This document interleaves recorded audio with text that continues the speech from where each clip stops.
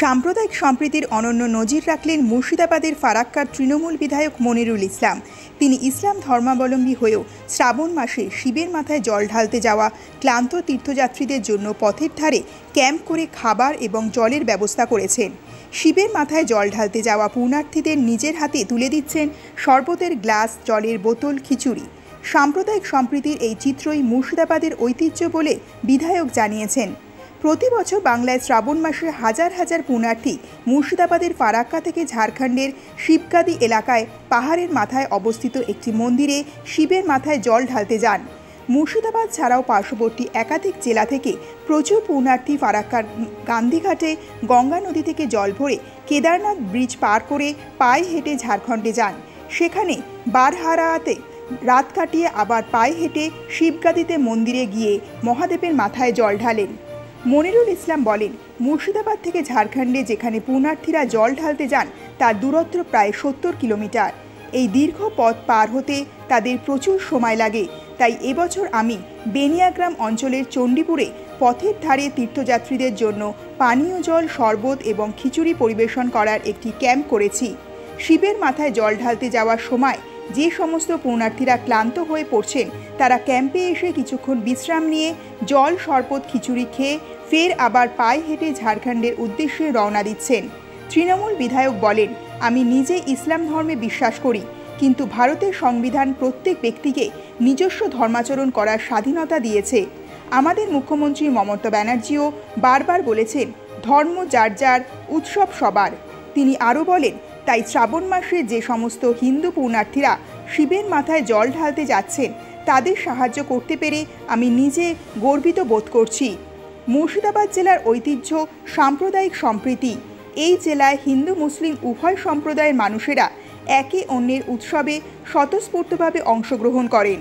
মুর্শিদাবাদ জেলার বহমান এই ঐতিহ্যের শরিক আমি নিজেও, তাই হিন্দুদের উৎসবে আমিও অংশগ্রহণ করেছি। তৃণমূল বিধায়ক জানিয়েছেন, শনিবার থেকে পুণ্যার্থীদের জন্য জল, শরবত এবং খিচুড়ি দেওয়ার ব্যবস্থা শুরু হয়েছে, যা আজও চলবে বলে তিনি জানিয়েছেন। আজকে আমাদের ফারাক্কা ব্লকের মধ্যে বেনিয়াগ্রামের অঞ্চলের অন্তর্গত চণ্ডীপুরের যুবকবৃন্দর উদ্যোগে শ্রাবণ মাস চলছে। মানুষ বিভিন্ন দূর দূরান্ত থেকে আসছে নিজের ধর্মীয় অনুষ্ঠান পালন করার জন্য। তাদেরকে যে এই চণ্ডীপুর গ্রাম যুবকবৃন্দর উদ্যোগে তাদের একটু পানীয় জলের ব্যবস্থা, শরবতের ব্যবস্থা, খিচুড়ির ব্যবস্থা এবং ওদের পাশে দাঁড়ানো। আমি চণ্ডীপুর গ্রামের যুবকদের আমি অভিনন্দন, ভালোবাসা জানাবো। যারা দূর দূরান্ত থেকে খালি পায়ে আসছে তাদের জন্য ক্ষুদ্র প্রয়াসের মধ্যে দিয়ে হলেও মানুষের যে সেবা, ধর্ম যার যার, উৎসব সবার, মানুষের সেবাটা হচ্ছে পরম সেবা। এটাই আমাদের ভারতবর্ষের কৃষ্টি কালচার এবং আমাদের পশ্চিম বাংলার যে কৃষ্টি কালচার, যেটা আমরা ছোট থেকে দেখে শুনে বড় হয়েছে আর কি। ভ্রাতৃত্ব এবং সম্পর্ক সম্প্রীতি আমাদের যেন অক্ষুণ্ণ থাকে।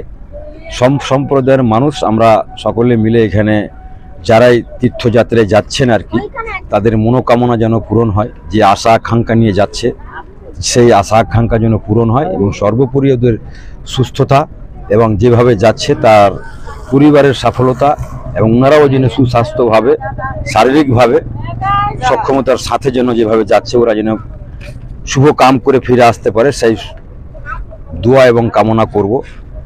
আমি বলছি, এই চণ্ডীপুর গ্রাম যুবকের উদ্যোগে যে সোশ্যাল কাজ, এই কাজটাকে ক্ষুদ্র প্রয়াস হলো আগামীতে আরও বড় আকারে যেন নিয়ে যায়। আমাদের এখানে ফারাক্কা বিধানসভার মধ্যে সম্প্রীতি এবং সম্পর্কের বাতাবরণ তৈরি হোক, তার কারণে আমার এখানে আসা আর কি। মানুষকে আমরা এটাই বুঝতে চাই যে আমরা সাম্প্রদায়িক শক্তির বিরুদ্ধে এবং মানব জাতির কল্যাণের জন্য, মঙ্গলের জন্য সর্বদা আমরা পাশে আছি আর কি।